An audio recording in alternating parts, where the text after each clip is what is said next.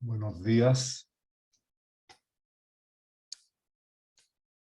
Esta clase complementaremos algunas de las ideas discutidas en la clase pasada sobre comportamiento de campos eléctricos en materiales aislantes. Los temas que trataremos serán específicamente la cuestión de las condiciones de borde que deben satisfacer los campos eléctricos al cambiar de un medio a otro, el tema de energía en conductores inmersos en medios dieléctricos, y después, para completar la clase, veremos algunas aplicaciones.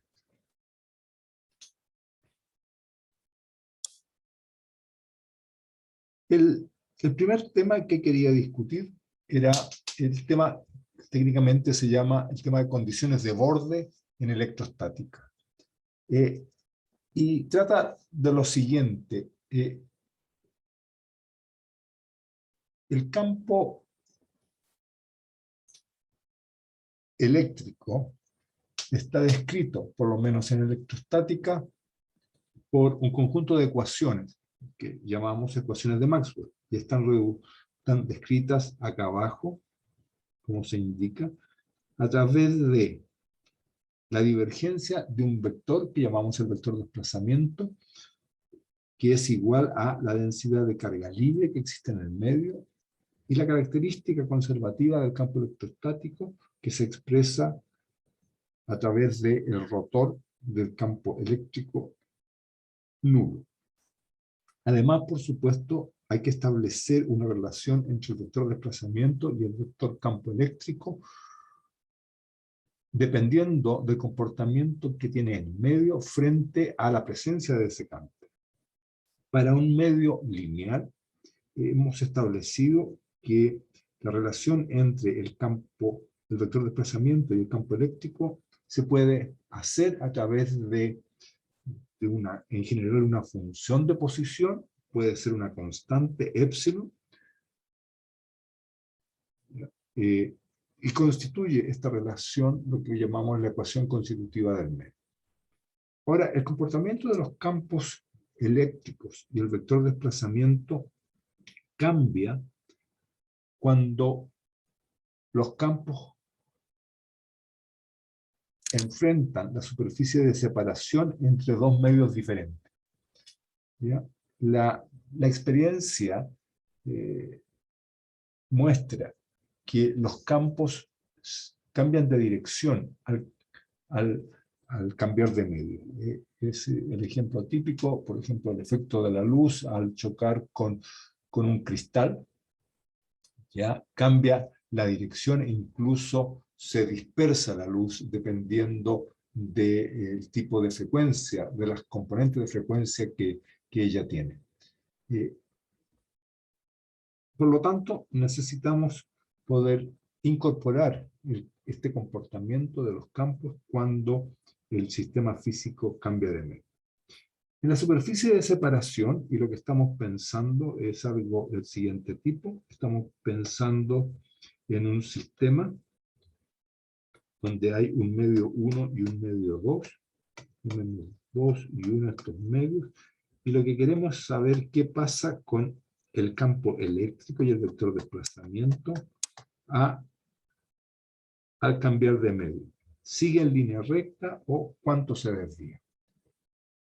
Este es el tema principal detrás de las condiciones que deben satisfacer los campos en esa superficie de separación.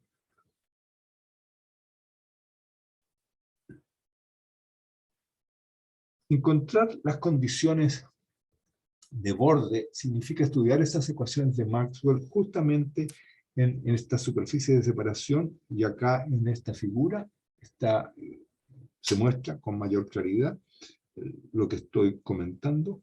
Tengo un medio, el medio gris, que lo llamo el medio 2, que tiene una cierta permitividad eléctrica, epsilon sub 2, y tengo un medio 1 con una permitividad epsilon sub 1. O, si lo expresamos en términos de las permitividades relativas, Estamos hablando de constantes dieléctricas asociadas a cada uno de los medios. ¿Ya? Y vamos a suponer, por ejemplo, primero, que existe un vector de desplazamiento D sub 2 en el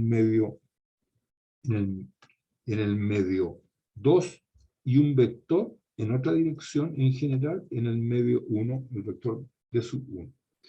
Entonces vamos a ver qué significa la presencia de la ecuación de Maxwell en torno a esta superficie de separación en la cual existe en principio, y esto es importante, existe en principio una densidad de carga libre. ¿Ya? Podría no estar, pero vamos, el caso más general es que sí existe esa densidad de carga libre. ¿Qué significa entonces? Significa que tenemos que tomar la ecuación de la divergencia, que es la divergencia del vector de desplazamiento igual a ρ sub L, ¿ya? Y voy a tomar un cierto volumen y voy a integrar esta ecuación, en el fondo usando el teorema de Gauss. Y voy a tomar el volumen de tal manera que comprenda, el volumen es esta píldora gaussiana, que comprende ambos medios.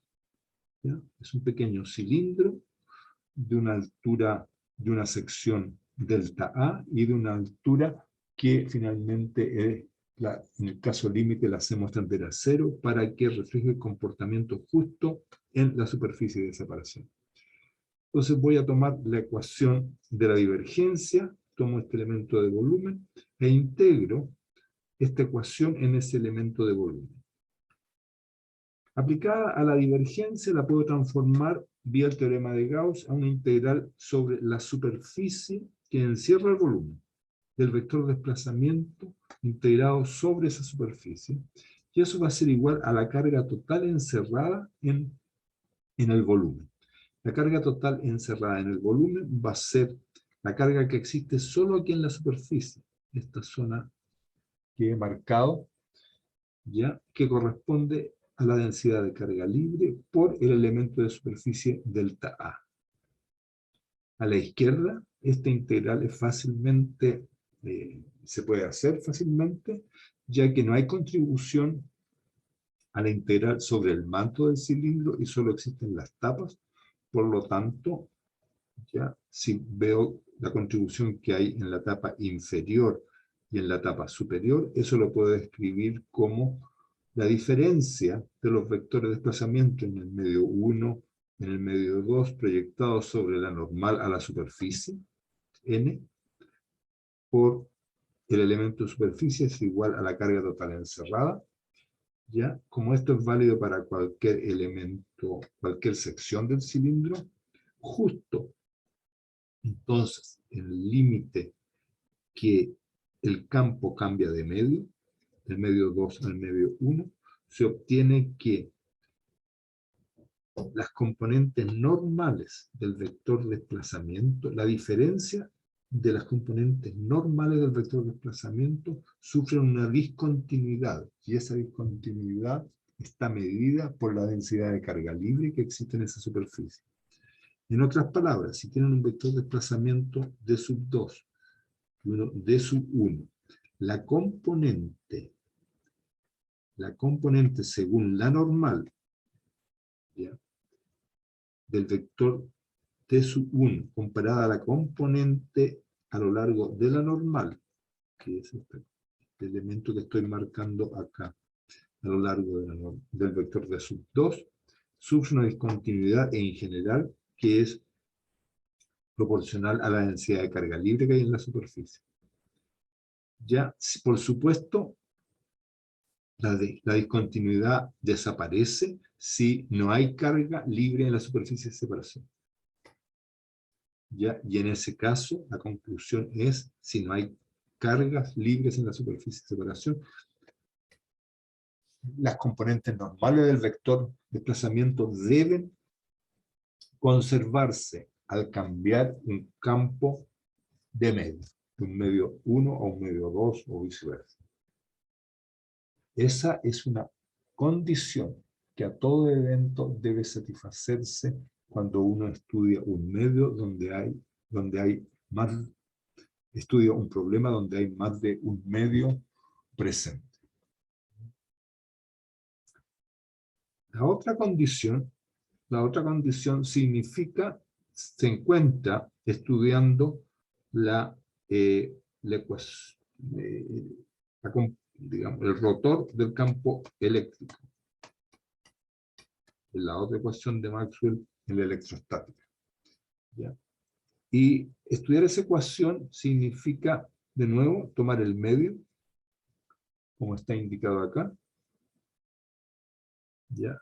Tienen ahora un campo, vamos a suponer que existe en el medio 2 un campo de sub 2, en el medio 1 un campo de sub 1, n en la normal a la superficie. Voy a introducir una componente t, una dirección t que es perpendicular a la normal, y paralela a la superficie. Si esta es la superficie, el vector t tiene una dirección paralela a la superficie. ¿Ya? Y lo que voy a hacer es integrar esta ecuación. Para ello elijo una trayectoria, que es la trayectoria roja, acá indicada, ¿ya? Que tiene un cierto largo delta L y tiene este otro largo H. H, por supuesto, va a tender a 0 en el caso límite para que represente el comportamiento justo en la superficie. Esta en realidad es una trayectoria que tiene una altura muy pequeñita, infinitesimal, y tiene un largo de tal manera de poder cerrar la trayectoria. Ahora, esta área encerrada por la trayectoria, ¿ya? Corresponde a la superficie. La superficie define una superficie en la cual voy a integrar la ecuación para el rotor del campo eléctrico. Esta que tengo dibujada acá. ¿Ya? Si yo integro en esta superficie de S, integro el rotor del campo eléctrico, ese integral va a ser 0 por la característica del rotor del campo electrostático, pero también es igual a la integral de línea del campo eléctrico a lo largo de esta trayectoria C, que he dibujado en rojo, y que limita a la superficie que se ha elegido para la integración.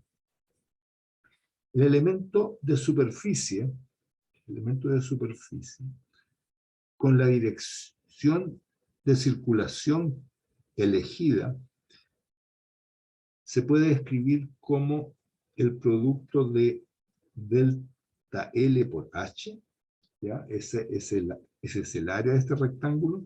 ¿En qué dirección? En la dirección T unitario cruz N unitario, ¿ya? Que es una dirección que sale del plano del dibujo. ¿Ya? Si ustedes reemplazan esta forma de escribir la superficie, lo que van a obtener que E punto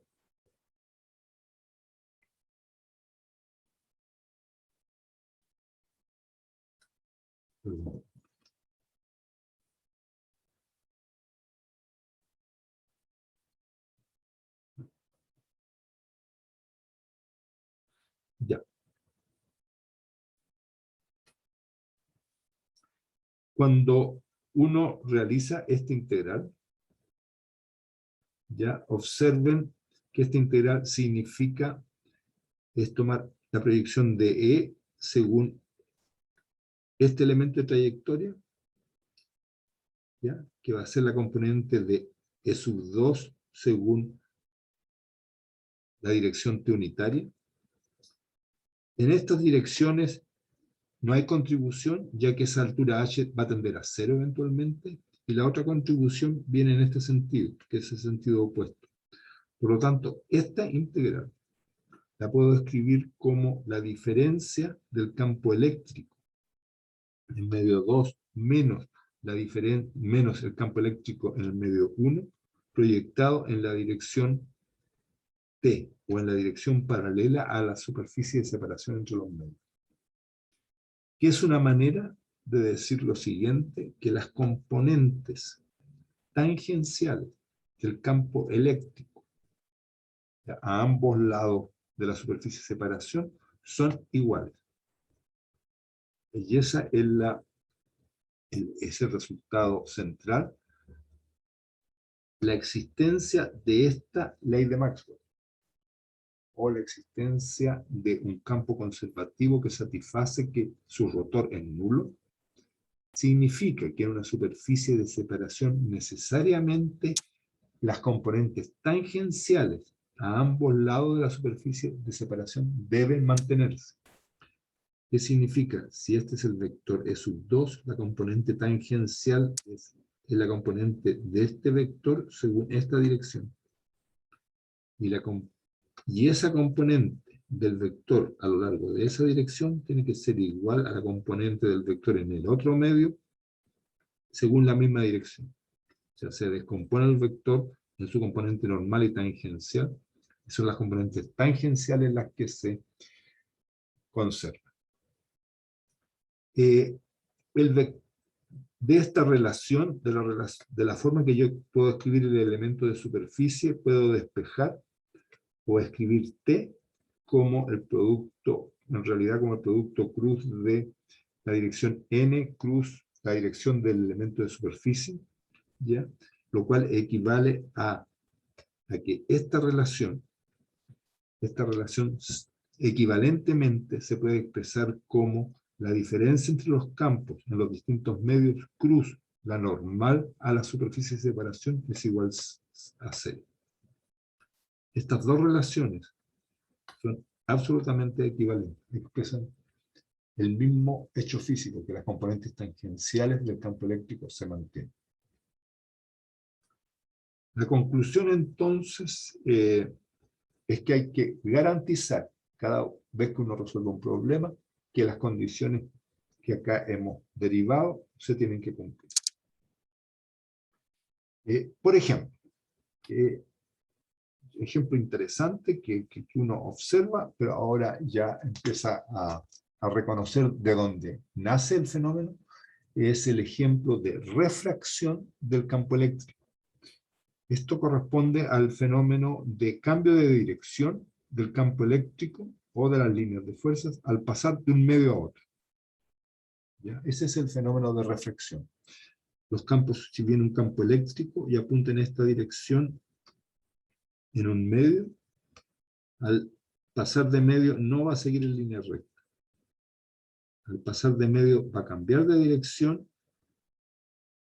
acercándose a la normal o alejándose de la normal, dependiendo del valor relativo de las permitividades eléctricas de cada medio. Bien, veamos cómo se puede resolver este problema. Es una aplicación directa de las condiciones de borde. Voy a suponer que no hay densidad de carga en la superficie de separación, y ustedes pueden pensar, por ejemplo, que un medio epsilon 1 es agua, por decir algo, epsilon 2 corresponde a un medio como el aire, ¿ya? Y el tipo de problema que uno se está planteando es cómo cambia la dirección del campo al pasar desde, qué sé yo, desde el aire al agua, o viceversa, desde el agua al aire, ¿ya? ¿Qué tipo de reflexión o cambio de dirección sufre? ¿Ya? Y normalmente en ese tipo de ejemplo no hay una densidad de carga libre en la superficie de separación, por lo tanto vamos a suponer que es nula. Las condiciones de borde se aplican tanto al vector desplazamiento como al vector campo eléctrico. Voy a llamar por ahora D la magnitud del campo del vector desplazamiento y E a la magnitud del campo eléctrico. Bien. Suponiendo que tengo los campos E sub 2 y E sub 1 a cada lado, conservar la componente normal del vector de desplazamiento, que es una de las condiciones de borde, significa, en este caso, significa que tengo que tomar el vector de desplazamiento y proyectarlo según la normal. ¿Ya? El vector de desplazamiento tiene la misma dirección del campo eléctrico en el tipo de medios que estamos estudiando. Por lo tanto, la componente normal del vector de desplazamiento según la dirección n va a ser d sub 2 por coseno teta sub 2. ¿Ya? Pero d sub 2 es igual a epsilon por el campo eléctrico. Por lo tanto, esta relación es equivalente a decir que epsilon sub 2 por e sub 2 por la proyección según la normal, que es coseno teta sub 2, es igual a epsilon sub 1, la magnitud del campo de sub 1, por la proyección de este campo según la normal. Esa es una relación. Y la otra relación es que las componentes tangenciales del campo eléctrico se conservan. Y estas son directos con relación al dibujo. Es decir, E sub 2 por seno ahora de teta sub 2, que es la componente en esa dirección, la dirección T del campo eléctrico. Si tengo el campo en esa dirección, la componente según la tangente es la dirección tangencial. Apunta en esa dirección, es un seno. Teta sub 2 es igual a E sub 1 por seno teta sub 2. De estas dos relaciones, si yo divido, puedo obtener, por ejemplo, que la tangente teta sub 1 se relaciona con la tangente del ángulo teta sub 2 como en la proporción en que aparecen las constantes dieléctricas de cada medio o las permitividades epsilon sub 1 y epsilon sub 2 de cada medio. ¿Ya? Da lo mismo tomar las permitividades o tomar las constantes dieléctricas, ya que solo es suficiente dividir por epsilon sub 0 cada una de ellas y eso no afecta la relación. Así que la relación entre las tangentes va a depender, por supuesto, de los valores de estas constantes asociadas que caracterizan cada uno de los medios en cuestión. Tomen, por ejemplo, si epsilon sub 2 es menor que epsilon sub 1. O sea, están pasando del aire a, por ejemplo, un medio como el agua. El aire es como el vacío, básicamente. ¿Ya? Va a pasar a un medio que tenga una cierta permitividad. La permitividad normalmente define lo que se llama el índice de refracción de un medio, ¿ya? En óptica. Probablemente es un concepto que ustedes que han escuchado, el índice de refracción de un medio. ¿Ya? Entonces, que básicamente define la velocidad en que se puede propagar una onda de luz electromagnética en un medio. Entonces, en ese caso, ya cuando el índice de refracción, que tiene que ver con estas permitividades, el índice de refracción de un medio básicamente es como la raíz de la permitividad. Entonces, si pasan de aire a agua, ¿ya?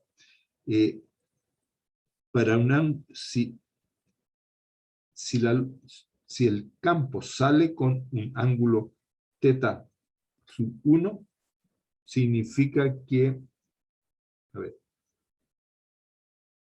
dado un ángulo de incidencia, a ver si lo voy a dibujar. Si incide con un ángulo teta sub 2, en el medio 2, va a salir con un ángulo teta sub 1 que es mayor que teta sub 2. Es decir, el campo eléctrico se abre con respecto a la normal, a la superficie de separación. ¿Ya? El caso contrario, si epsilon sub 2 es mayor que epsilon sub 1, es decir, están dentro del agua, ya, y el campo eléctrico va a salir hacia la zona donde hay aire o hay vacío, no hay un medio dieléctrico.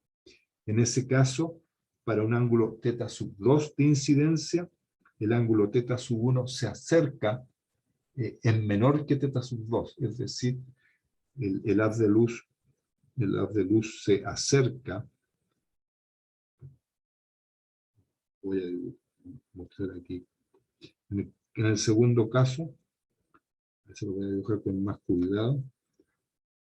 Si esta es la normal, y esto incide aquí con un ángulo dado, θ sub 2, ya, en este caso, si epsilon sub 2 es mayor que epsilon sub 1, esto se acerca.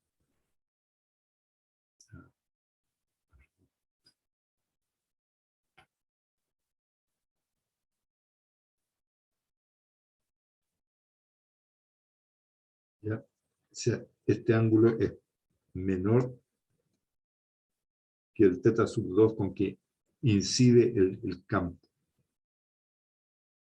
¿Ya? Se acerca a la normal. Así que este es un ejemplo muy claro de cómo el cambio de medio hace refractar la dirección del campo eléctrico, acercándolo o alejándolo de la normal a la superficie. Por supuesto, dependiendo de los valores de epsilon 1 y epsilon 2.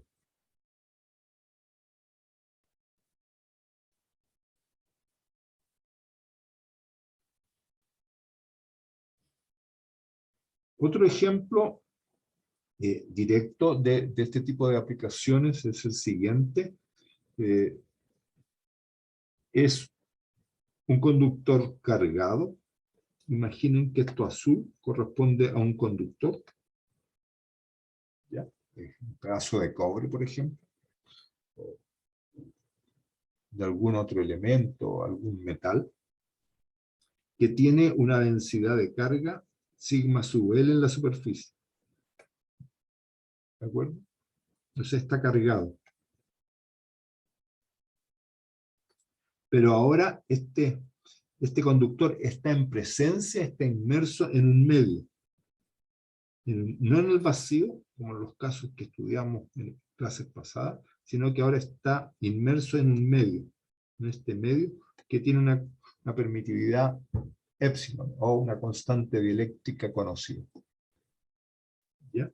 Y entonces lo que queremos saber es qué magnitud tiene el campo eléctrico justo en la superficie externa al conductor, ya que, por supuesto, siendo un conductor en principio perfecto, en su interior el campo eléctrico va a ser nulo. Pero si hay una densidad de carga, justo exterior a el conductor va a haber un campo eléctrico a lo largo de la superficie, en la dirección normal a la superficie. Es un resultado que hemos visto tiempo atrás, pero ahora está en presencia no del vacío, sino de un medio dieléctrico. De nuevo, ¿cómo se hace ese problema? Hay varias maneras, ya a estas alturas del curso, varias maneras de hacerlo. Si yo quiero calcular el campo, una posibilidad es tomar las ecuaciones de Maxwell. Siempre ellas rigen el fenómeno que uno quiere describir. Y tomemos la ecuación que relaciona el vector de desplazamiento con la fuente del campo, que es la densidad de carga libre, y hay que tomar esta ecuación diferencial e integrarla. Como quiero conocer qué ocurre justo en la superficie del conductor, lo que uno hace normalmente es tomar un pequeño volumen, por ejemplo, en este caso, un volumen como ese amarillo que está dibujado ahí, e integrar la ecuación en ese volumen vía el teorema de Gauss, ¿ya? De tal manera que uno calcula el flujo a través de las tapas de ese pequeño cilindro gaussiano que he tomado, ¿ya? Y lo hace proporcional a la carga encerrada. Y va a haber una carga encerrada en el pequeño cilindro, ya que hay una carga, una densidad de carga superficial que tiene el conductor. Bien, y eso uno aplica, hace el razonamiento y va a obtener el resultado. Una manera alternativa, que en realidad es equivalente al camino que ya he indicado, pero como ya está hecho en general lo podemos aplicar directamente a este caso. Es aplicar las condiciones de borde a este caso. ¿Ya? Porque este caso, de nuevo, es un ejemplo extremo de dos medios diferentes, ¿ya? Que definen una superficie de separación, por lo tanto uno puede preguntar, ¿ya? Cómo cambia el campo eléctrico al pasar de un medio a otro. Con una salvedad que el campo eléctrico, en este caso, en uno de los medios, ¿ya? Que es el conductor, es nulo. ¿Ya? Entonces veamos los resultados anteriores en relación a este problema e identifiquemos para aplicar directamente el resultado que ya tenemos. Podemos identificar, por ejemplo, que el medio 2, llamemos el medio 2, corresponde al conductor. ¿Ya?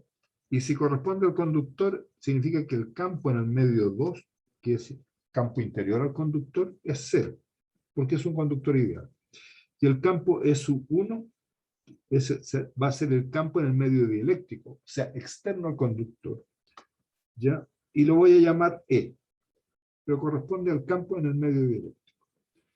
En forma similar, el vector de desplazamiento en el medio 2, es decir, en el conductor, como es proporcional a algún campo eléctrico, también va a ser 0. No existe dentro del conductor ideal. Y externamente va a existir un vector de desplazamiento que lo voy a llamar D. D1 lo identifico con D. Bien, las condiciones de borde me van a indicar que las componentes tangenciales del campo tienen que mantenerse. Es decir, las componentes tangenciales tienen que mantenerse, pero la componente tangencial en el medio 2 corresponde a la componente tangencial del campo dentro del conductor, donde es 0. Por lo tanto, la componente tangencial del campo externo al conductor también vale 0. Es decir, y lo escribo, la componente tangencial de este campo E, justo fuera del conductor, es nulo. Si no hay componente tangencial, significa que el campo eléctrico que exista fuera del conductor va a ser siempre normal a la superficie del conductor. ¿Ya? Algo que de todas maneras ya sabíamos, porque el conductor es una superficie equipotencial, y si es equipotencial justo en la superficie, el campo eléctrico tiene que ser perpendicular a esa superficie equipotencial. La otra condición es que la diferencia de las componentes normales del vector de desplazamiento del medio 1, es decir, en el dieléctrico menos la componente normal del vector de desplazamiento en el conductor, tiene que ser igual a la densidad de carga libre, que hay en la superficie del conductor. Pero en el interior del conductor, es decir, D2 es nulo, ya que es un conductor ideal. Entonces, en este caso, obtenemos que D1n es igual a la densidad de carga libre, pero como hemos votado el subíndice 1 para referirnos al dieléctrico, la conclusión es que la componente normal del vector de desplazamiento en el medio dieléctrico, es decir, aquí afuera, en la zona azul, aquí, es igual a la densidad de carga libre. Y este es un resultado muy bonito y muy interesante, que siempre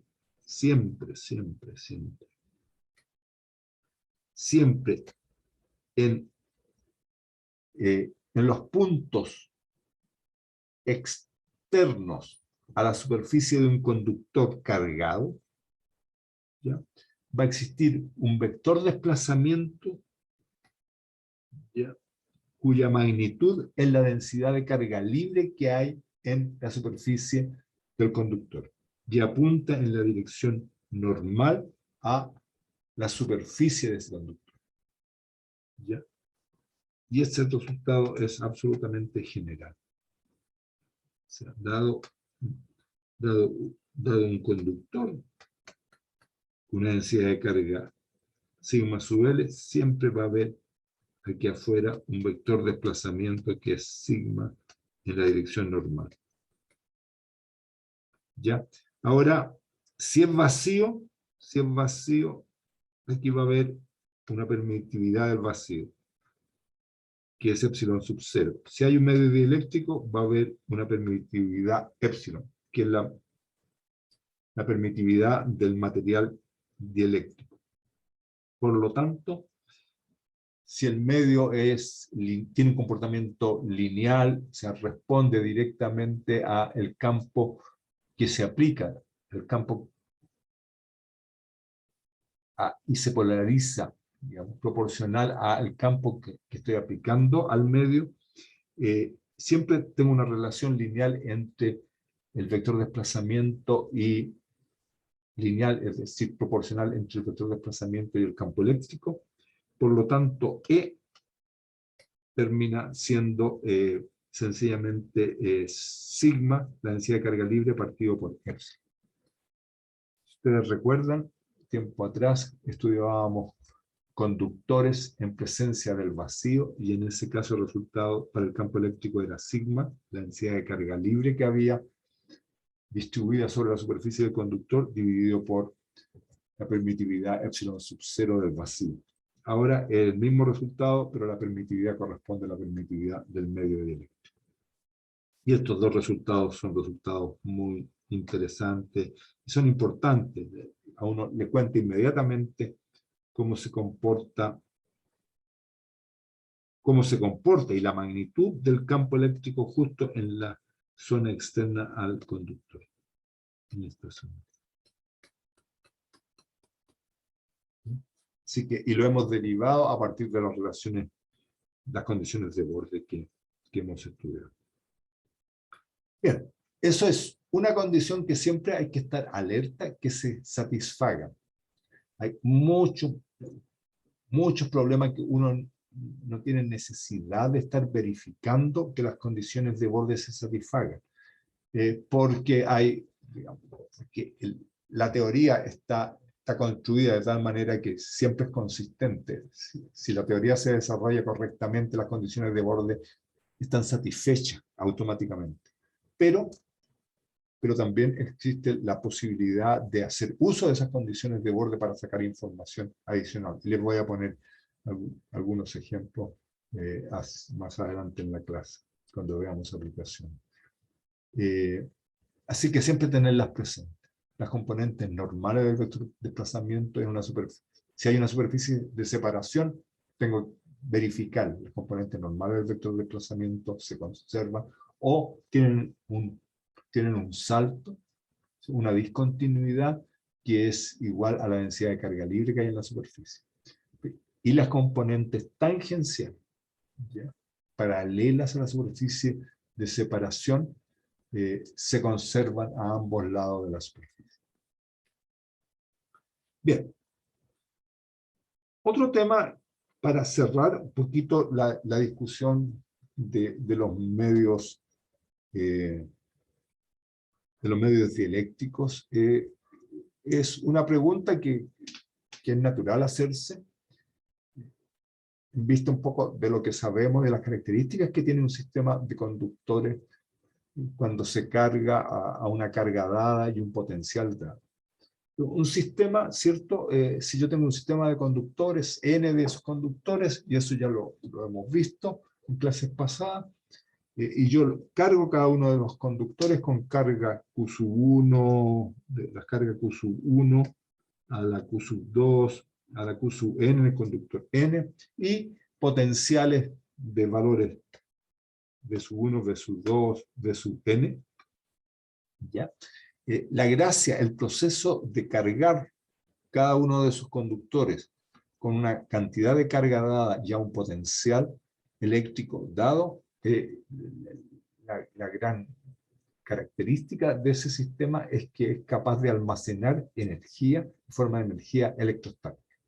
La energía almacenada en el sistema del vacío, recuerdan ustedes que se podía calcular a partir de tomar un medio de la suma del producto de la carga por el potencial de cada uno de los conductores en cuestión.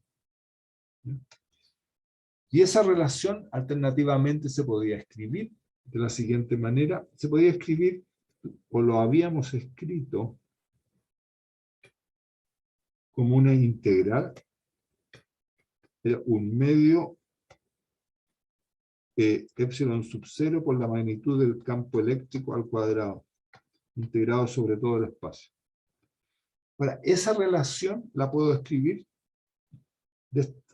en forma alternativa de la siguiente forma, que es la misma relación ya vista, ¿ya? Pero eso es equivalente a escribir, para este caso, que la energía almacenada se puede calcular a partir de tomar el campo eléctrico, ¿ya? Proyectarlo sobre el mismo campo eléctrico multiplicado por epsilon sub 0, ¿ya? Y esa es la magnitud del campo al cuadrado multiplicado por epsilon sub 0, ¿ya? Y tomar un medio de eso e integrarlo sobre todo el espacio. Lo integro sobre todo el espacio, ya que recuerden que en la zona donde están los conductores, ahí el campo eléctrico es 0, por lo tanto el integrando es 0 y no hay problema en hacer ese cálculo. También es interesante poder decir o expresar esto si uno define que en cada punto del espacio, existe una densidad de energía, una cantidad de energía por unidad de volumen, una densidad de energía de carácter electrostático, que la puedo llamar un medio epsilon 0 por el campo eléctrico, que es un medio epsilon 0 por la magnitud del campo al cuadrado. Esta es una densidad de energía, cantidad de energía electrostática por unidad de volumen, ¿ya? En cada punto del espacio. Así como existe una densidad de carga, puede existir una densidad de energía. Cada punto del espacio. Si yo integro sobre todo el espacio esa densidad de energía, tengo la energía electrostática que almacena todo el sistema. ¿Ya? Son formas alternativas de escribirlo. ¿Ya? Así que recuerden que este término, que es equivalente a este que hay acá, y la integral es equivalente a la sumatoria que hay acá, es en el fondo una cierta densidad de energía electrostática que uno integra sobre todo el espacio para saber cuál es la energía que almacena todo el sistema. Ahora, lo que interesa o generalizar este resultado para el caso en que estos mismos conductores ya están ahora sumergidos en un medio dieléctrico.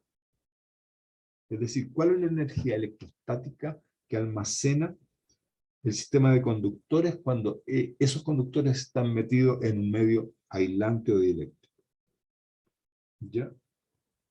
El punto es que cuando hay un medio presente, la cantidad de energía o de trabajo externo que yo necesito realizar sobre el sistema cambia. ¿Y por qué cambia? Porque ustedes deben recordar cómo funciona el dieléctrico. Si yo traigo carga a un conductor, carga a un conductor, esta carga va a generar un campo eléctrico en todo el espacio. Un campo eléctrico. Y ese campo eléctrico polariza el medio dieléctrico. Lo polariza. ¿Ya? Y genera a su vez un nuevo campo eléctrico de polarización que modifica el campo eléctrico que yo tenía, que las cargas iniciales habían generado. Ya tiende a debilitar, la polarización del medio tiende a debilitar el campo eléctrico externo que se genera debido a las cargas que estoy poniendo en cada conductor. Por lo tanto, si se debilita y yo quiero mantener un cierto potencial en cada conductor, necesito hacer un trabajo adicional para poder vencer este debilitamiento que sufre el campo eléctrico en el medio. Por lo tanto, ya en el proceso, cuando tengo un sistema de n conductores en un medio dieléctrico, les mencionaba, hay que realizar un trabajo externo adicional para poder polarizar este dieléctrico. ¿Ya? Ello significa que un conductor cualquiera con una carga libre, Q sub I sub L, que esas son las cargas que tiene cada conductor, tendrá un potencial, en general, un potencial V sub I barra, que es mayor que el potencial V sub I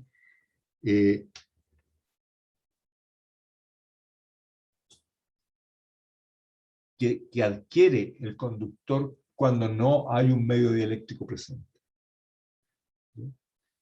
Por lo tanto, la energía del sistema, ya generalizando el resultado anterior, va a tener esta forma. Va a ser un medio suma de las cargas Q sub I de cada conductor, pero son las cargas libres que se le suministran a cada conductor. Estamos especificando ahora el tipo de carga, ya que el medio polarizado al medio polarizado se le asocian densidades de carga de polarización. La energía tiene que ver con las densidades de carga libre por el potencial V sub I barra, observen que hay una barra aquí, ya, para diferenciarlo del potencial V sub I que originalmente teníamos cuando no había medio aislante rodeando a los conductores. Bien, así que la energía en principio se calcularía de esa forma, dadas las cargas libres y calculando cuál es el potencial que en estas condiciones adquiere cada conductor. Ahora, la carga se distribuye en la superficie de cada conductor. Q sub I, esta carga está en la superficie, ¿cierto?, de cada conductor. En la superficie. Por lo tanto, Q sub I, si pasamos a un continuo, el factor 1 medio permanece, la integral sobre todos los conductores equivale a integrar sobre la superficie de todos los conductores presentes. Por eso que lo escribí así, la sumatoria la escribí como integral, sumando sobre la superficie de todos los conductores. ¿De qué? De la carga, pero la carga es la densidad de carga libre que hay en cada conductor por el elemento de superficie, multiplicado por el potencial que cada conductor adquiere. Que esa es una generalización hecha muy genéricamente de la expresión que ya conocían. Ahora, lo interesante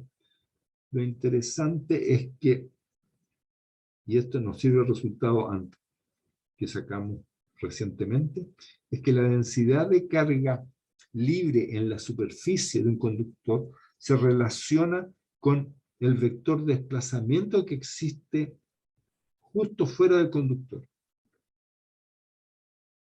¿Ya? Y sigma sub L corresponde a la componente normal del vector de desplazamiento, resultado que sacamos en la lámina previa. ¿Ya? Por lo tanto, esta relación, la energía almacenada, aquí debiera agregarle una E, la energía electrostática. Siempre la energía electrostática. ¿Ya? Me va a resultar sigma, lo reemplazo por d.n, entonces me queda n, lo asocio con la superficie y me queda d punto, no n, sino el elemento de superficie punto ds multiplicado por este potencial v barra.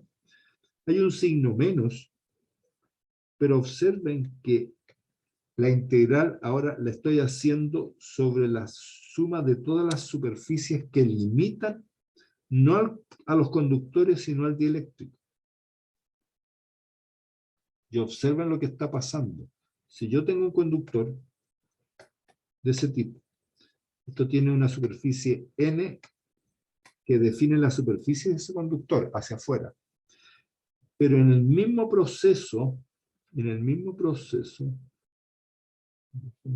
cambiar de color, hay una superficie, esta superficie roja es la superficie que coincide con el azul, pero es la superficie que limita al dieléctrico, que son las líneas rojas, ya, que limitan al dieléctrico que encierra al conductor. Por lo tanto, la superficie que limita al dieléctrico tiene justo, punto a punto, la dirección opuesta a la normal al conductor. Por eso, si aquí estoy integrando sobre la superficie de los conductores y lo cambio por una integral sobre la superficie del dieléctrico, significa que hay una dirección del elemento de superficie que estoy tomando que cambió, y por lo tanto cambié el signo correspondientemente. ¿Ok? Hay que ser cuidadoso con esos detalles en este caso, porque hay dos medios, está el conductor y está el dieléctrico. Ahora, nos preocupamos de tratar de entender qué es lo que está dentro de ese integrando. Aquí hay un paso muy simple, se los dejo para ustedes revisar, y lo que resulta es muy interesante. ¿Ya? Y por favor revisen los pasos que he señalado. Lo que se concluye es que la energía eléctrica almacenada por el sistema de conductores inmersos en un medio dieléctrico va a ser la integral sobre todo un medio, la integral sobre todo el espacio. ¿Ya? Por supuesto que el integrando se anula en la zona donde están los conductores, porque el campo es cero. Pero el integrando queda dado explícitamente por el producto escalar entre el campo eléctrico y el vector de desplazamiento, integrado sobre todo el espacio. ¿Ya? Es decir, existe, cuando estoy en presencia de un medio dieléctrico, existe una densidad de energía electrostática, en todo el medio, que es ahora un medio, el campo eléctrico por el vector de desplazamiento.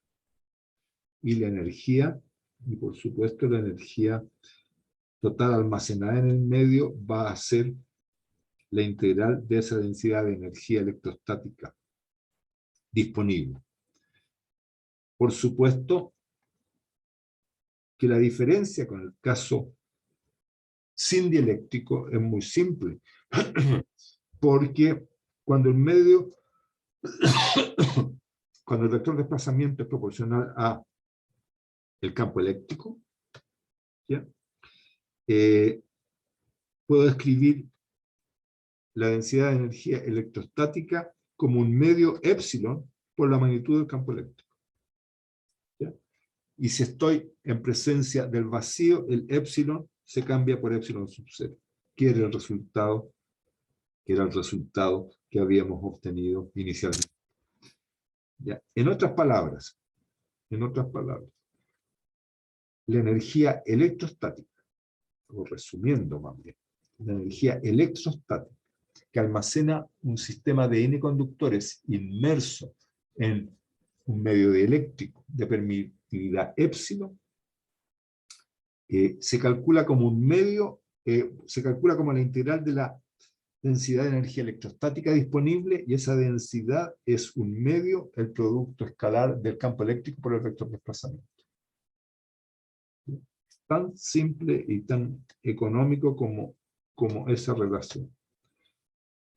¿Ya? Y esa densidad hay que integrarla sobre todo el espacio. Como el vector de desplazamiento en muchos casos es proporcional al campo eléctrico, en la mayoría de los casos que estamos usando, que nos interesan, esa densidad de energía termina resultando de la forma un medio épsilon por la magnitud del campo eléctrico al cuadrado. ¿Ya? O, alternativamente, un medio, por supuesto, la magnitud del vector de desplazamiento al cuadrado dividido por épsilon, ¿ya? Dependiendo cuál es el caso que interesa. Dependiendo si conocen el campo eléctrico o el vector de desplazamiento, que están muy directamente relacionados. Y el caso previo de conductores en el vacío, por supuesto se recupera instantáneamente, ya que épsilon se transforma en la constante del vacío, que es epsilon sub 0. Ese es el mecanismo de calcular la energía electrostática. Si yo conozco la energía electrostática, puedo calcular fuerzas eléctricas ahora en presencia de un medio dieléctrico. Por ejemplo, si yo tengo los conductores, un sistema de conductores como el que está indicado acá, ¿cierto?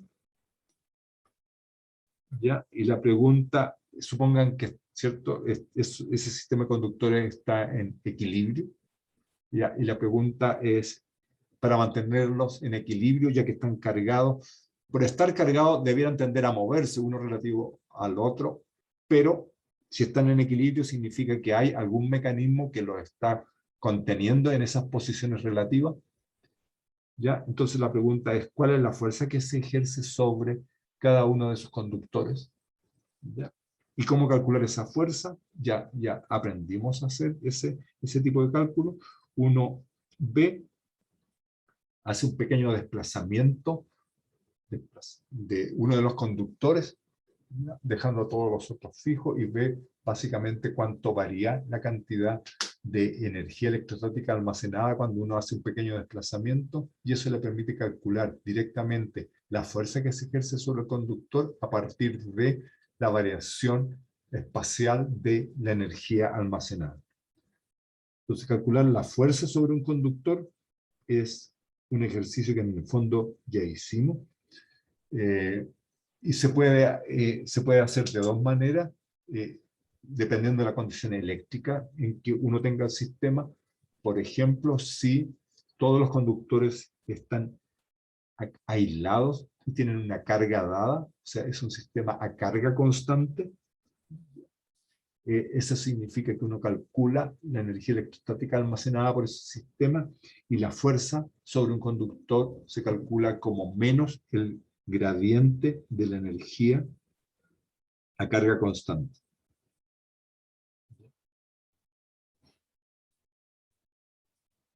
Y por supuesto, si la condición eléctrica sobre el sistema es a potencial constante, es decir, hay por ejemplo, una batería que mantiene el potencial eléctrico en cada uno de los conductores a un valor fijo dado, ¿ya? Eso, lo cual requiere una fuente externa. En ese caso, la fuerza se calcula sobre cada conductor tomando el gradiente de la energía calculada a potencial constante. ¿Ya? Aquí hay pequeña diferencia de notación con respecto a notación que usé previamente. En los apuntes se los voy a corregir para que sea todo consistente. No se preocupen por eso. Así que revisen de todas maneras cómo derivamos estas expresiones, pero en resumen, lo que acabo de señalar es un sistema que está en equilibrio. Uno saca del equilibrio temporalmente, hace un desplazamiento virtual de uno de los conductores, ve cómo varía la energía del sistema con respecto a ese desplazamiento, y eso le permite calcular directamente la fuerza. Bien, con este tópico uno termina, digamos, complementa con los mismos conceptos de fuerza y energía, conceptos que estudiamos para sistemas de conductores en el vacío, ahora en presencia de sistemas dieléctricos o sistemas aislantes. En otras, lo que ustedes observan en la mayoría de las expresiones es que básicamente las relaciones son las mismas, y lo que cambia, algo que ya les mencioné, lo que cambia es reemplazar lo que uno llamaba antes la permitividad del vacío, epsilon sub 0, cambiarla por la permitividad del medio aislante que uno llama epsilon, ¿ya? Y el fundamento del por qué se hace eso tiene que ver que en el vacío toda la física que uno describe está representada por las ecuaciones de Maxwell.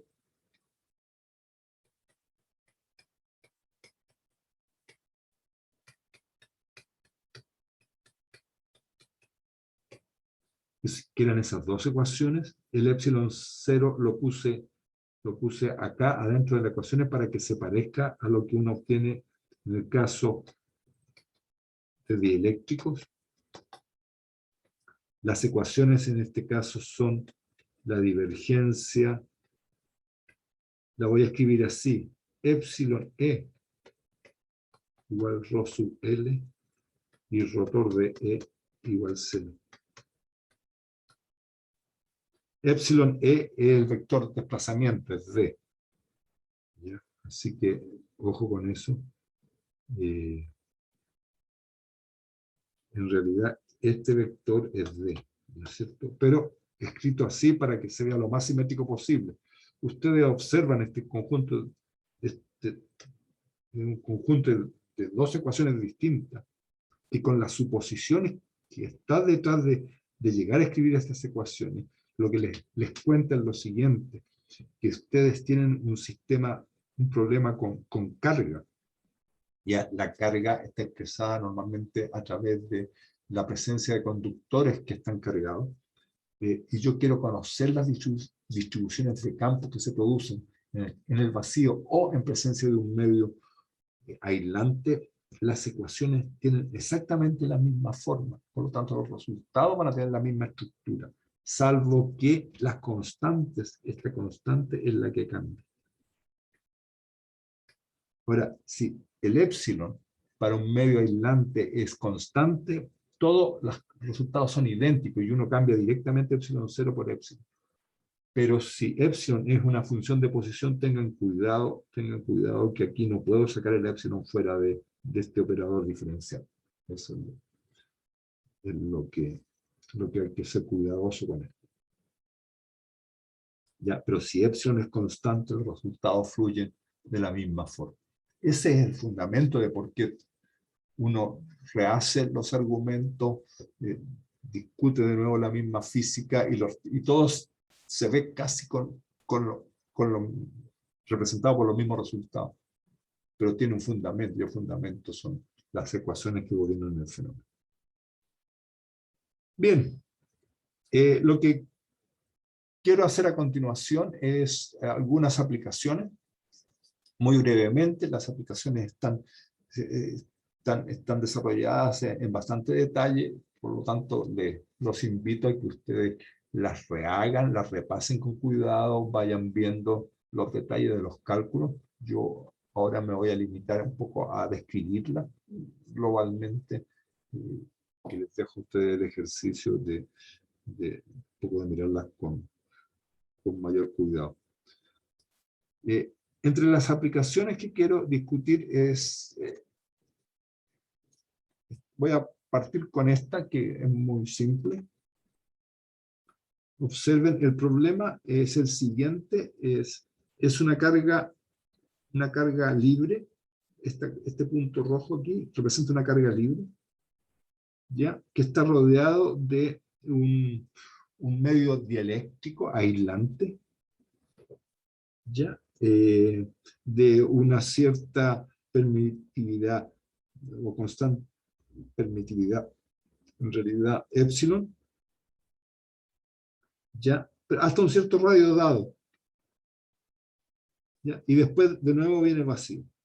Aquí hay vacío, en esta zona, rodeando la carga, hay un epsilon, un medio, una esfera de plástico, llamémoslo así, es un medio aislante, medio dieléctrico, y aquí hay una carga puntual. Entonces, lo que uno quiere calcular, la geometría es conocida, todo es una esfera, la permitividad epsilon es constante, tampoco es que no va a presentar ninguna dificultad. Y queremos calcular los campos eléctricos, por ejemplo, queremos calcular el potencial en todo punto del espacio. ¿De acuerdo? Si yo saco ese medio dieléctrico, y dejo el espacio vacío rodeando a la carga, por supuesto los resultados ustedes lo conocen, son los potenciales y los campos eléctricos producidos por una carga puntual. Así que eso ya. Veamos qué significa la presencia de un medio dieléctrico, pero que ocupa una zona finita del espacio. Después podemos tomar el límite del dieléctrico ocupando todo el espacio, ¿cierto? Y ahí deberán simplificarse las cosas. Bien, ¿cómo se hace? ¿Cómo se ataca este problema? Básicamente lo que uno identifica cuál es la fuente del fenómeno, siempre es la carga. Y la carga eléctrica libre, Q sub L. Entonces, pero la carga eléctrica libre es fuente del vector de desplazamiento. ¿Ya? Así que existe, asociado a esta carga Q sub L, un vector de desplazamiento en el espacio, independiente de que haya dieléctrico o no. El vector de desplazamiento en sí tiene incluido, su cálculo no requiere, ocurre en el vacío, no requiere del medio para calcular el vector de desplazamiento. Es el campo eléctrico el que toma en cuenta la presencia del medio dieléctrico o no. ¿Ya? Por lo tanto, asociado a la carga Q sub L, existe un vector de desplazamiento. ¿Qué forma va a tener este vector de desplazamiento? La simetría del problema le dice a uno que es un vector radial, tiene simetría radial, así que tiene que tener esa forma. Depende solo de la distancia al origen, al punto donde está la carga. Entonces aplicamos el teorema de Gauss para el vector de desplazamiento, y esto significa esta ecuación divergencia de D igual ρ sub L, se transforma en,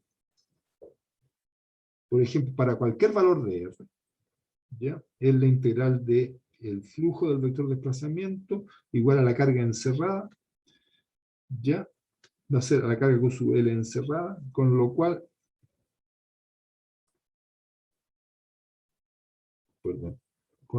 el vector de desplazamiento tiene una forma muy fácil, es Q sub L partido por 4pi r cuadrado, ¿ya? En la dirección radial. Y esto es para cualquier valor de R.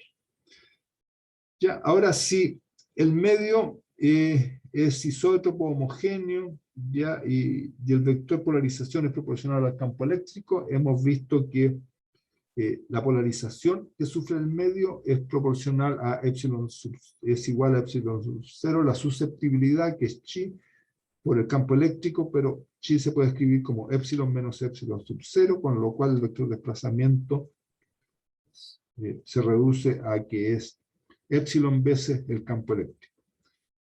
Con lo cual, el campo eléctrico toma dos valores, porque va a depender si estoy calculando el campo eléctrico en la zona donde hay dieléctrico o donde hay vacío, fuera del dieléctrico. Por ejemplo, el vector desplazamiento tiene la misma forma, independiente de donde esté ubicado aquí, independiente de la magnitud de R. Pero el campo eléctrico va a ser distinto en el medio dieléctrico o en el vacío. ¿Por qué? Porque las permitividades epsilon y epsilon sub 0 difieren. Por lo tanto, el campo eléctrico en cualquier punto del dieléctrico tiene la forma carga partido por 4pi epsilon r cuadrado r. El epsilon es el importante. Mientras que fuera del dieléctrico, el epsilon se reemplaza por la permitividad del vacío, que es epsilon sub 0. ¿Ya? Para cualquier R mayúscula, pero fuera del medio dieléctrico. Esos son los campos. Con eso puedo calcular los potenciales.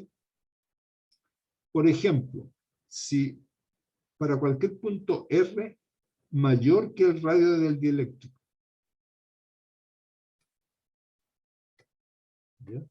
R sub D es el radio del dieléctrico, es igual a la carga puntual libre partido por 4 pi epsilon 0 R.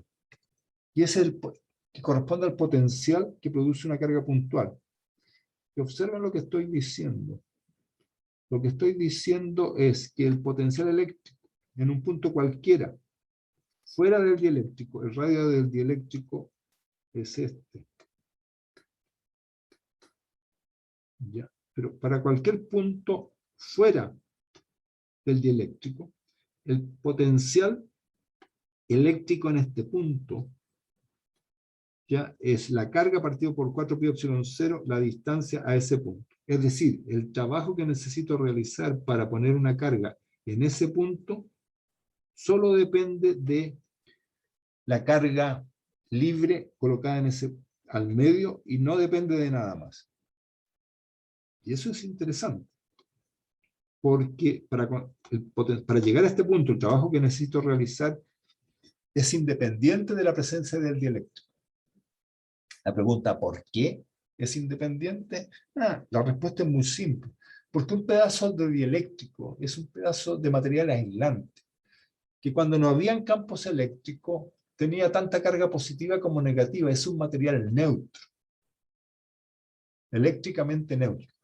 Cuando yo polarizo el material aislante o dieléctrico, lo que solo hago es mover carga positiva en la dirección del campo eléctrico que aplico y carga negativa en la dirección contraria, pero la carga no se mueve libremente a través del medio y no puede escaparse, ¿ya? Porque toda la carga eléctrica está firmemente ligada a los centros de fuerza que la mantienen, que le dan forma al medio material.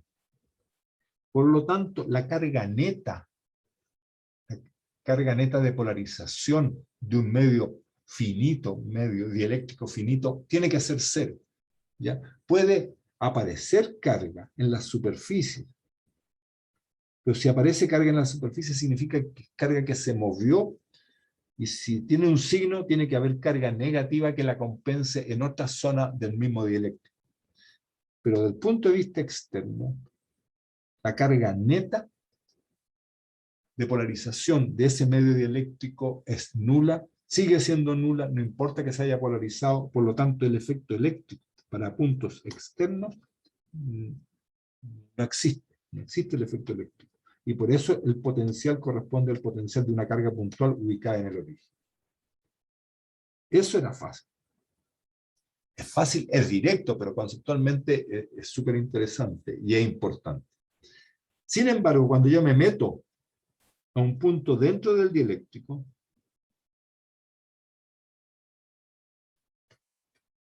ya ahí hay que hacer los cálculos con cuidado, y efectivamente observen que el potencial para un punto dentro del dieléctrico ya va a ser igual a un valor constante,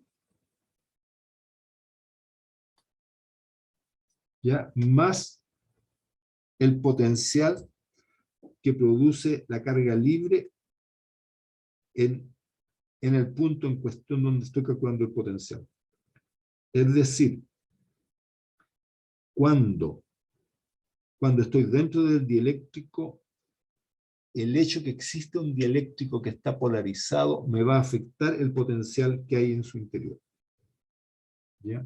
Justamente porque hay presencia de carga neta que está afectando el campo que hay en el interior. Lo que no ocurría cuando ya me salía del medio dieléctrico, ¿ya? Así que los potenciales cambian de la forma indicada.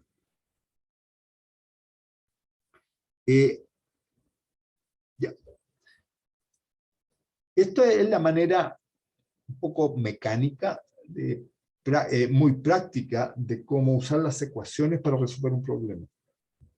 Yo lo que hice básicamente es plantear el problema, identifiqué las fuentes de los campos, calculé las cantidades relevantes, en este caso el vector de desplazamiento. Una vez conocido el vector de desplazamiento, que es un cálculo directo por aplicación de Gauss, calcular los campos es muy directo, y calcular los potenciales es básicamente aplicar la definición. Más allá de aplicar las definiciones, uno interpreta los resultados de acuerdo a la física de lo que está ocurriendo. Lo que no queda claro en este procedimiento es cómo se generaron estos cambios. ¿Ya? Observen ustedes que si el dieléctrico desaparece,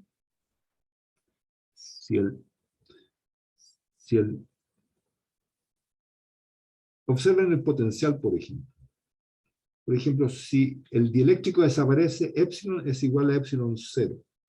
Por lo tanto, este término desaparece, este epsilon se convierte en epsilon 0, y el potencial adentro del dieléctrico es igual al potencial afuera del dieléctrico. Tiene la misma dependencia. Va cambiando con la distancia, pero tiene la misma dependencia. Así que ese resultado se recupera el caso de una carga puntual en el vacío. Por otra parte, si el dieléctrico ocupa todo el espacio, o sea, R sub D se va a infinito, ¿ya? Este término es 0, porque R sub D es muy grande. Este término es 0, y este término no existe porque este potencial es para R mayor que el radio del dieléctrico, pero el radio dieléctrico ya está ocupando todo el espacio, por lo tanto este término tampoco existe. Esto no existe, y el potencial en todo punto del espacio es Q partido por 4 pi epsilon R. O sea, si una carga puntual está rodeada por un dieléctrico, pero en todo el espacio, no en un espacio finito como les planteé el problema, pero en todo el espacio, el potencial es lo mismo que el potencial de la carga que produce la carga puntual en el vacío, salvo que uno cambia la permitividad del vacío epsilon 0 por epsilon, que era la receta que en algún momento ya les he mencionado. Y sería ese, el resultado se reduce a este pedacito que hay acá. Es muy fácil. Ya, lo que quiero es mostrarles cómo uno puede mirar el mismo problema, pero siguiendo en detalle qué está ocurriendo. Miren, explicitemos el mecanismo de polarización del medio. ¿Ya? Esto que les contaba la clase pasada, que yo tengo un medio, aplico un campo eléctrico, el medio se inducen momentos dipolares eléctricos. Con los momentos dipolares eléctricos yo puedo definir un vector polarización, y el vector de polarización, para efectos de estudiar el comportamiento eléctrico que produce, lo reemplazo por densidades de carga de polarización, tanto en volumen como en superficie, ¿ya? Y con ello recalculo la corrección al campo eléctrico que he aplicado. ¿Ya? Esa era la lógica. Apliquemos esa lógica a este problema. Calculemos directamente el campo eléctrico. ¿Ya? El campo eléctrico tiene como fuente las cargas libres, pero también las cargas de polarización, a diferencia del vector de desplazamiento. Por lo tanto, vamos a tener que tratar de identificar cuáles son esas cargas de polarización que aparecen en el problema en cuestión. El campo eléctrico, dadas las características del problema, tiene una distribución, tiene una simetría radial, así que podemos sin mayor dificultad hacer la suposición que el campo tiene una magnitud que depende de la distancia al origen, pero es radial, ¿ya? Y la fuente del campo eléctrico son las cargas netas libres y las de polarización. Por lo tanto, si uno aplica el teorema de Gauss, ya lo que estoy haciendo en este caso, estoy diciendo que la divergencia de epsilon sub 0 por E es igual a la densidad de carga libre más la densidad de carga de polarización. Ya. Si aplico el teorema de Gauss, me sale que el flujo del campo eléctrico, ya, ese flujo que es 4πr cuadrado por la magnitud del campo E, va a ser igual a 1 partido por epsilon sub 0, la carga libre encerrada, ya, más la carga de polarización encerrada para un elemento de volumen de radio R que está que es menor que el radio del dieléctrico. ¿Ya? Pero si si el volumen que tomo me encierra todo el dieléctrico, ya como el dieléctrico no tiene una carga de polarización total, ya porque es eléctricamente neutro, en ese caso el flujo es solo proporcional a la carga libre, que es exactamente un poco la física de lo que habíamos visto previamente. Y lo que estoy haciendo es lo siguiente, por supuesto, tengo la carga puntual aquí. Imagínense que eso azul marca el radio del dieléctrico. ¿Ya? Por lo tanto, esa es la superficie que encierra el dieléctrico, está encerrado por esta superficie, que dice la superficie del dieléctrico, y por una superficie chiquita que me rodea la carga puntual, ¿ya? Que tiene un radio pequeñito que tiende a cero porque termina encerrando totalmente la carga puntual. ¿Ya? Pero en principio la esfera dieléctrica tiene dos superficies que la encierran, es la superficie exterior y tiene una superficie interior, que es esa chiquita que se nota ahí en torno a la carga. Por lo tanto, lo que tengo es la carga Q sub L aquí adentro. Tengo una superficie del dieléctrico que me limita al dieléctrico justo cuando va a tocar a la carga, que va a tener una carga de polarización ahí adentro. Va a haber otra carga de polarización en la superficie externa del dieléctrico y va a haber en principio una carga en el volumen entre las dos superficies. ¿Ya? El tema es calcular la carga de polarización. Y la carga de polarización se calcula a partir de las densidades de carga de polarización ρ sub p y sigma sub p. Ρ sub p es en principio la densidad de carga de polarización que hay en el medio dieléctrico. Hay un ρ sub p, que es menos la divergencia del vector polarización, que no lo conocemos todavía, pero que en principio lo podría calcular, integrado sobre el volumen, más la densidad de carga de polarización. Ya. Pero si yo estoy estoy calculando el campo eléctrico para un radio R, la única carga de polarización que hay es la carga que está en la superficie interior, porque la otra está fuera de el volumen que tomé para integrar por Gauss. Así que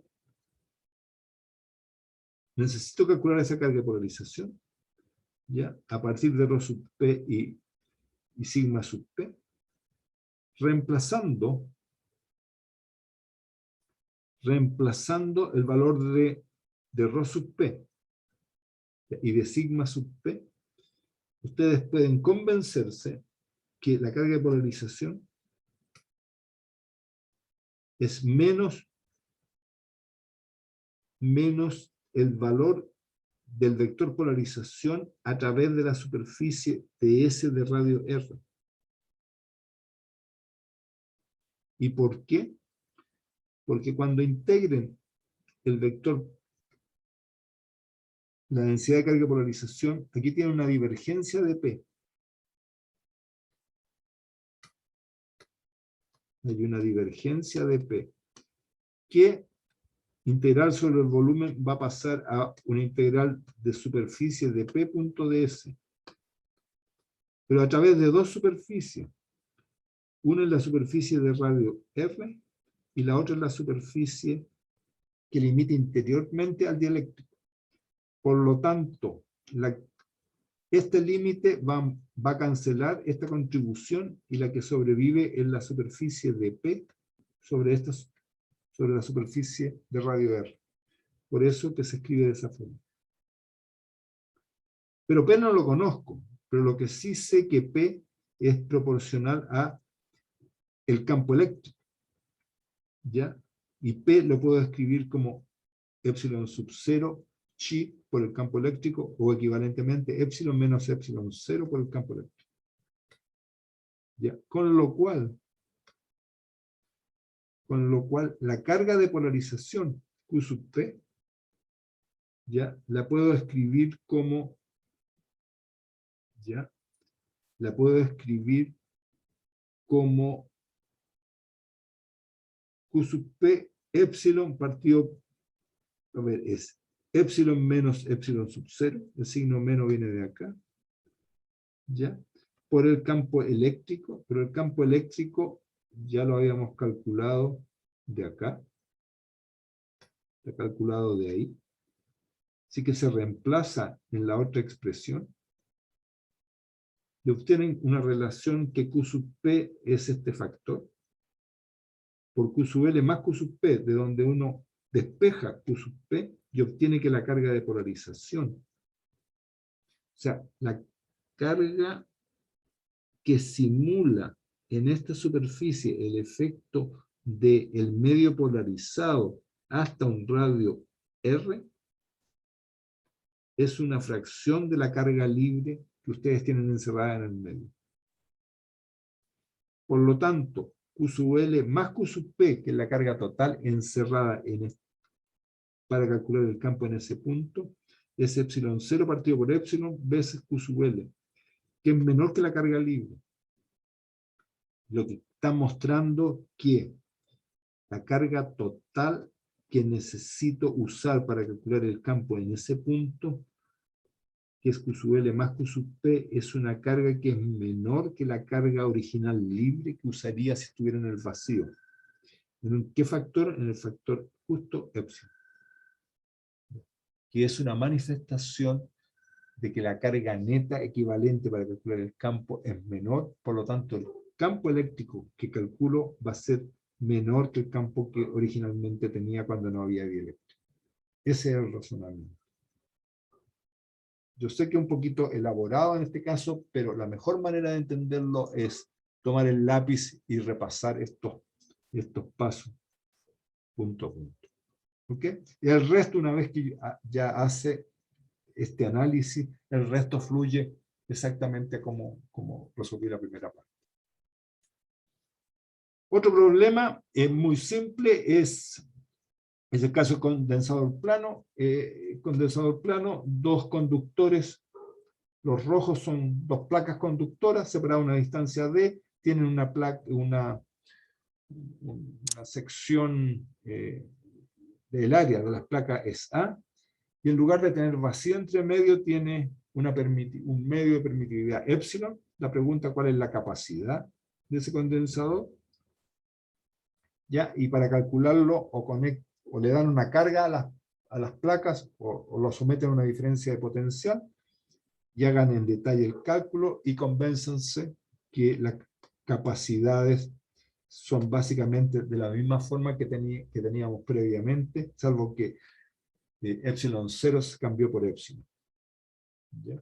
Ese es el caso muy simple, y pueden hacerlo en el caso de potencial constante o de carga constante, y la forma de cálculo es distinta, pero el resultado, por supuesto, es exactamente el mismo. ¿Ya? Así que se los dejo como ejercicio. Y también les dejo como ejercicio, una vez que ya adquieran confianza en rehacer ese cálculo, calculen la capacidad de estos condensadores, que tienen los dieléctricos puestos de distintas formas. Por ejemplo, en este caso tengo dos dieléctricos entre las placas, están puestos de esa forma. En este caso están puestos de esa forma, y para hacerles la vida más interesante, se los puse así en diagonal, uno y otro. Y aquí, este es un caso que es más delicado, por supuesto. Ya, porque hay una dependencia, digamos, dependencia con esta coordenada, ya, o con la altura, están relacionados. Ya, o sea que hay una dependencia de posición en la forma como actúa el medio aislante. Así que en un caso que tienen que tener cuidado. En estos casos son bastante fáciles, y son casos típicos donde la clave está en tener que, aquí hay un cambio de superficie. En todos estos ejemplos hay cambios de superficie, y uno tiene que garantizar las condiciones de borde en la superficie de separación entre los medios. Esa es la clave para analizar este problema. También les dejo propuesto el caso de un conductor rodeado de una cáscara aislante, o sea, es un medio que es como una película de constante eléctrico de permitividad épsilon, ¿ya? Vacío aquí, vacío afuera. El conductor al medio está sometido a un potencial V. Entonces se les pide calcular, por ejemplo, calcular todo, calcular qué sé yo, los campos eléctricos en todo el espacio, calcular el potencial en todo el espacio, y como ustedes pueden ver del desarrollo, los campos van cambiando, el vector de desplazamiento no cambia en el espacio, pero el vector de campo eléctrico sí va cambiando. Por lo tanto, el cálculo del potencial eléctrico como función de posición es un poquito más elaborado. Pueden dibujar el comportamiento del campo eléctrico, la magnitud del campo eléctrico, se los he dibujado acá, y es acá, observen aquí, que salta, tiene una discontinuidad. Hay una discontinuidad en esta zona, en el radio R igual a, que es 0 y salta a este valor, lo cual es natural porque aquí está el conductor en esta zona. Así que no importa mucho, el conductor aquí, el campo es 0, salta y fuera del conductor ya es proporcional a la densidad de carga. Y después hay un salto en la magnitud del campo debido a las densidades de carga de polarización que aparecen en la superficie del dieléctrico. Por eso cae el campo eléctrico dentro del dieléctrico, es menor, ¿ya? Por el efecto de polarización del medio. Y después retoma el valor. Así que analicen con cuidado ese detalle. Les pido también que calculen las densidades de carga de polarización. ¿Cuál es el valor de la carga de polarización? De la densidad de carga de polarización en las dos superficies del dieléctrico. Y por supuesto pueden calcular la carga que hay en cada superficie. En el volumen en este caso es 0, así que no hay. Y si calculan la carga total de polarización, va a ser 0. O sea, esta densidad en esa superficie multiplicada por la superficie más esta densidad superficial multiplicada por la superficie correspondiente es la carga total de polarización, y esa va a ser 0 porque el dieléctrico es aislante. Y lo que pueden calcular también es cuánta energía se gastó en polarizar ese dieléctrico, y les dejo la respuesta como una aplicación de los conceptos de energía que discutimos previamente.